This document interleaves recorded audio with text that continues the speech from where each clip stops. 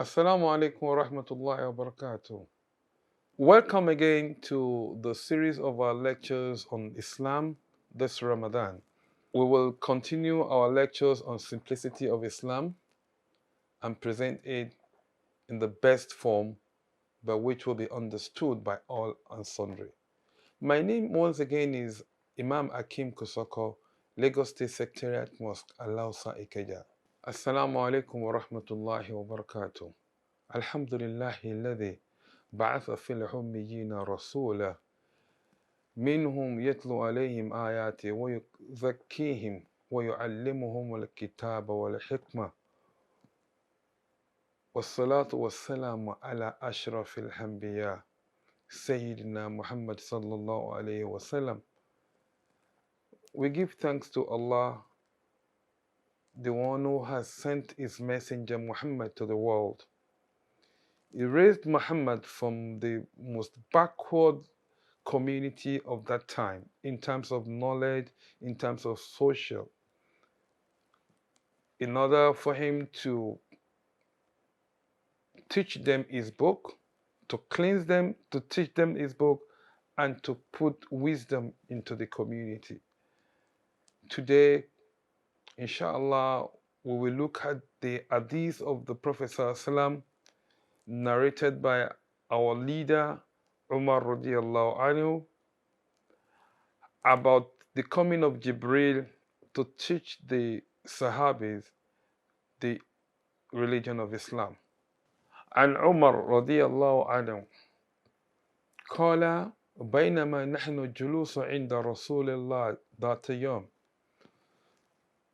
اطلع علينا رجل شديد بياض الثياب والشديد سواد الشعر لا يرى عليه أثر سفر ولا يعرف منا أحد حتى جلس إلى النبي صلى الله عليه وسلم فاسند ركبتيه إلى ركبتيه ووضع كفيه على فخذيه وقال يا محمد أخبرني عن الإسلام فقال رسول الله صلى الله عليه وسلم الإسلام أن تشهد أن لا إله إلا الله وأن محمدا رسول الله وتقيم الصلاة وتؤتي الزكاة وتصوم رمضان وتحج البيت لمن استطاع إليه سبيل قال صدقت فعجبنا له يسأله ويستقاه قال فاخبرني عن الإيمان قال أن تؤمن بالله وملائكته وكتبه ورسله ويوم الآخر وتؤمن بالقدر خير وشر قال صدقت قال فاخبرني عن الإحسان قال أن تعبد الله كأنك تراه فإن لم تكن تراه وإنه يراك قال فاخبرني عن الساعة قال ما المسؤول عنه بأعلم من السائل قال فاخبرني عن أماراتها قال أن تلد الأمة ربعتها وأن ترى العراة وفاة العراة على رعاء الشاة يتطولون في البنيان ثم انطلق فلبست مليا ثم قال يا عمر أتدري من السائل قلت الله ورسوله أعلم قال إنه جبريل أتاكم يعلمكم دينكم صدق الرسول الكريم. This hadith of the Prophet sallallahu alaihi wasallam is a typical example of how Muslims are to study the deen.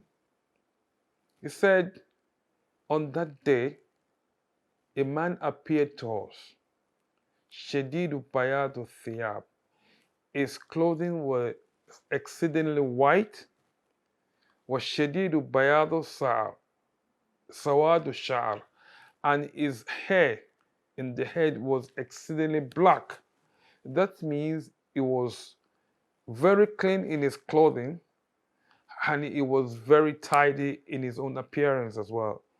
His hair was not scattered. It was, he combed his hair very well.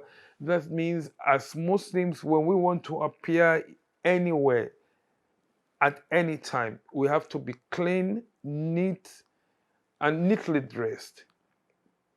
So this is the first lesson, because you will be addressed the way you dress. Islam talked about cleanliness, and then the Prophet ﷺ talked about being clean is part of Iman, is part of our faith. So when Jibril came to them, unknown to all of them, the clothing wearing was clean and his appearance was tidy. لا يرى عليه أثر سفر. We did not see in him the sign of somebody that is on a journey. The sign of somebody on a journey is that you have walked, you must have stressed yourself, you must have been beaten by the dust on the road, you might be tired. That does not appear on the appearance of Jibril alayhi salatu wasalam. And then وَلَا يَعْرِفُ مِنَّا أَحَدٍ. And none of us in that alka, in that sitting, were able to identify him as one of us or as a resident in Medina. And he came,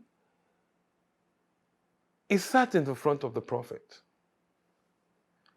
He sat with his knees down. That means when you want to learn, you have to humble yourself before your teacher. This hadith taught us how to remain humble when we are learning. وَاسْنَدَ رُكْبَتَيْهِ إِلَى رُكْبَتَيْهِ. He rests his knees with the knees of the Prophet ﷺ, and he placed his hands on his palm, on his thigh, sorry. So he started asking the Prophet this series of questions. He says, فَخْبِرْنِي عَنِ الْإِسْلَامِ. Explain to me, give me details of what Islam is all about. In this hadith, we will learn that there are many things that we need to learn, we need to know. But the fundamentals of Islam is presented in this hadith.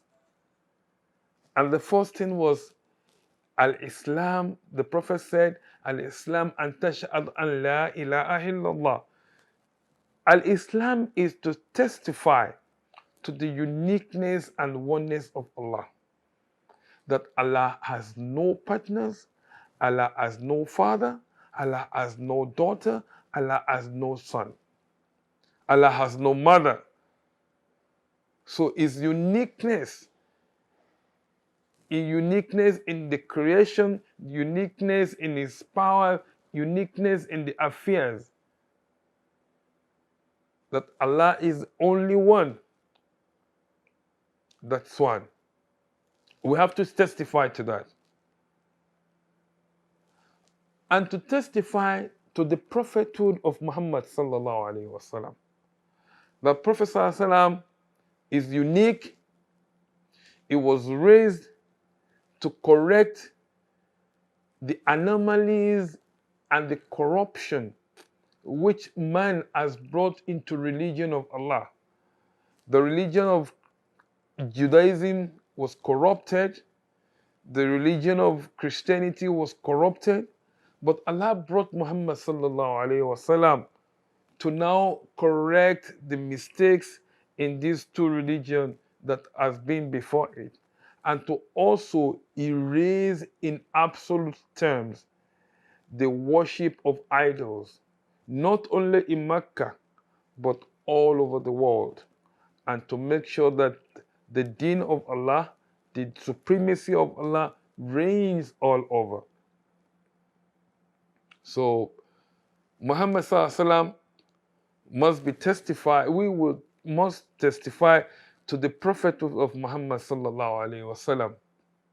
Then again, to demonstrate this testification is to establish regular prayers. Wa Hakeem salat lidhikri.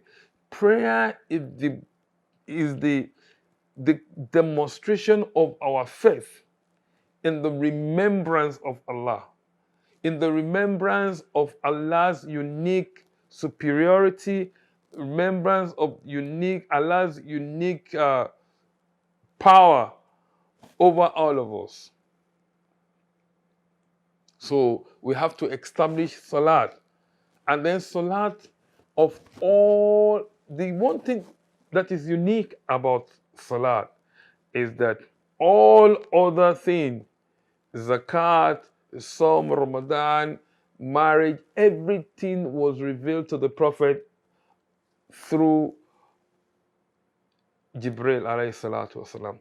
But how the Prophet will establish salat at the time of salat, the number of salat, was in a secret conversation between Allah and the Prophet alone. So, because, like our scholars used to say, that Allah did not want any of the message to filter away. That was why he invited the Prophet in Al-Isra wal Miraj. And one of those very important things that he invited the Prophet was to give him salat. In fact, he gave the Prophet salat, 50 salawat. And then later, Prophet Musa alayhi salatu wasalam was advising the Prophet, prevailing over the Prophet to go back to Allah, to reduce and reduce and reduce until it was reduced into 5 daily prayers, which we observe today. So, and even Prophet Musa alayhi salat even advised him again to go back, that these 5 is too much. And he said, Inni astahi, that I am shy. I am shy. I don't want to go back and ask Allah.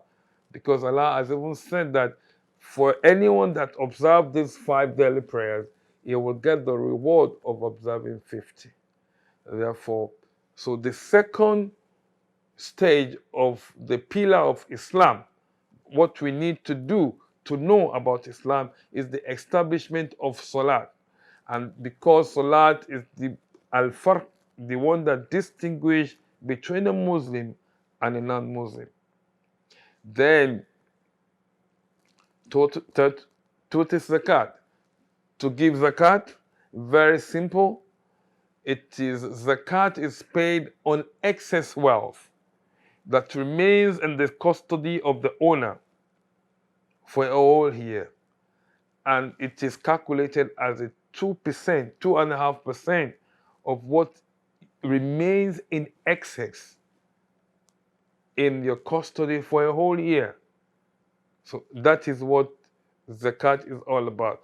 Yes, there are other things that you have to check, the nisab and the economic situation, which determines what the nisab is, which determines what you give, how you give, who you give, especially as regards what Allah has, those that Allah has explained and given to us in the Quran. So the scholars of fiqh also explain in details of those things that are qualified for zakat. For example, the animals that are qualified, the farm products that are qualified when you do artificial irrigation or natural irrigation from rain. So those are the things that the scholars help us in trying to clarify. And the third one is the month of is Ramadan. If tasum, to fast, to abstain from eating and drinking in the day of Ramadan. But the most important is to abstain and train ourselves to abstain from all kind of behavior and character that will not allow us to gain the pleasure of Allah. This is very important. Ramadan fasting is not only an abstinence from drinking and eating, it's also a total abstinence from all sorts of characters and behaviors that makes us move us far away from the pleasures of Allah. And it's also a period where Muslims gain training, because those characters that we are expected to inculcate during the month of Ramadan are the same kind of character that we need to exemplify throughout the year. Inshallah, we will continue the remaining part of the hadith in the next episode. أقول قولي هذا أستغفر الله لي ولكم السلام عليكم ورحمة الله وبركاته.